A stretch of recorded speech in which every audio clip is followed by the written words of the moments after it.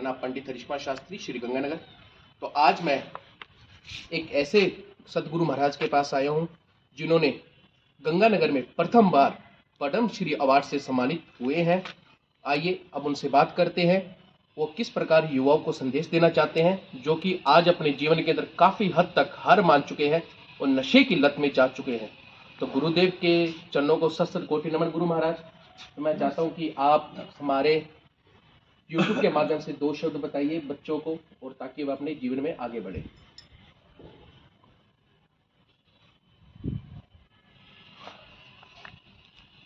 ये जीवन जो है मानव जीवन, इसको महापुरुषों ने दुर्लभ कहा है।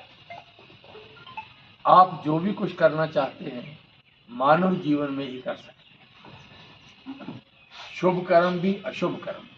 बाकी जितनी योनियां हैं वो अपने कर्मों का फल भोगती है, और मानव जो है भोगता भी है और नए कर्म को करता भी। इसलिए शरीर माध्यम खरु धर्म साधनम, शरीर जो है मनुष्य का, ये धर्म को साधने का एक माध्यम है, यश कमाने का एक माध्यम है। इसलिए ये जो हमारे देवता जी भक्ति चैनल का संचालन कर रहे हैं, तो भक्ति का तो भज सेवा याम से भक्ति बनता है। भक्ति मैंने सेवा करना, समर्पित अपने आप को करना। वो सेवा देश सेवा भी हो सकती है, इसको देशभक्ति भी कहते हैं। माता पिता की सेवा भी हो सकती है, इसको मातृपितृ भक्ति कहते हैं।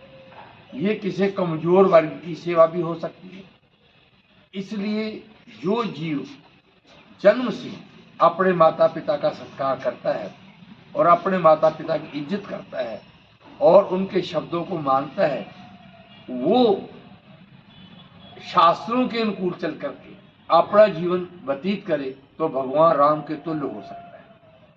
भगवान राम को जब वनवास हुआ तो उन्होंने अपनी माँ कैकेयी को उलाना नहीं दिया और यही कहा, सोर्व जननी सो सुत बड़ भागी, जो पितु मात चरण अनुरागी।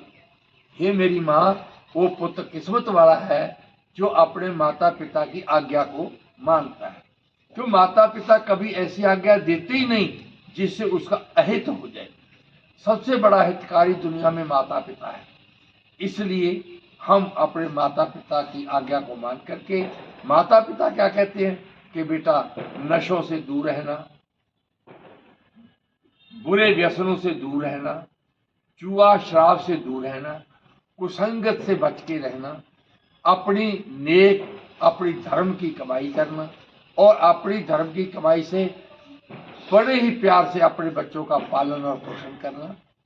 संसार में महापुरुषों ने कहा है कि केवल मंदिर बना देना भी बहुत बड़ी बात नहीं है, इस संसार को अच्छा पुत्र दे जाना भी बहुत बड़ा पब्लिक के ऊपर परोपकार है।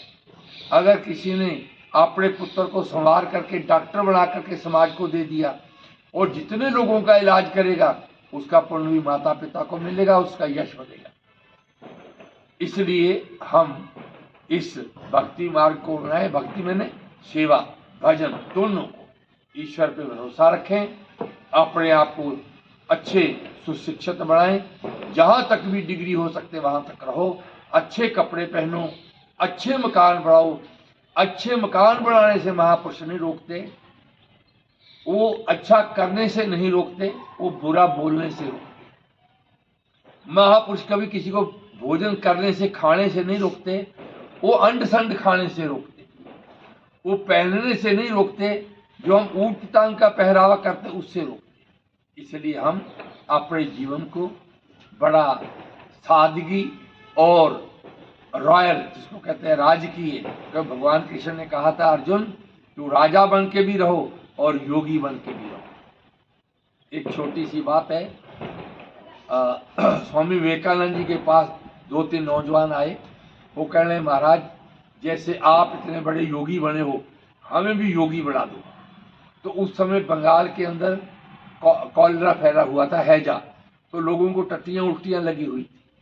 तो विवेकानंद जी उनको कहने लगे, आओ बेटा पहले सेवा करते। वो सेवा में लगे रहे, कई दिन चलता रहा। वो कहने लगे, महाराज जी आपने तो हमें और ही काम लगा दिया, हम तो आपके पास योगी बनने आए थे। तो स्वामी विवेकानंद ने कहा, बेटा पहले उपयोगी बनो और फिर योगी बनो। इसलिए हम उपयोगी बने। जो उपयोगी वस्तु नहीं होती है उसको हम झाड़ू लगा के गेट से बाहर कर देते हैं। इसलिए उपयोगी की ही कदर है। चाहे पुत्र उपयोगी हो, पति उपयोगी हो, पत्नी उपयोगी हो, गुरु उपयोगी हो, शिष्य उपयोगी हो, चाहे कोई खाने वाली वस्तु उपयोगी हो, जो उपयोग में नहीं आती उसको व्यक्ति ग्रहण नहीं करता।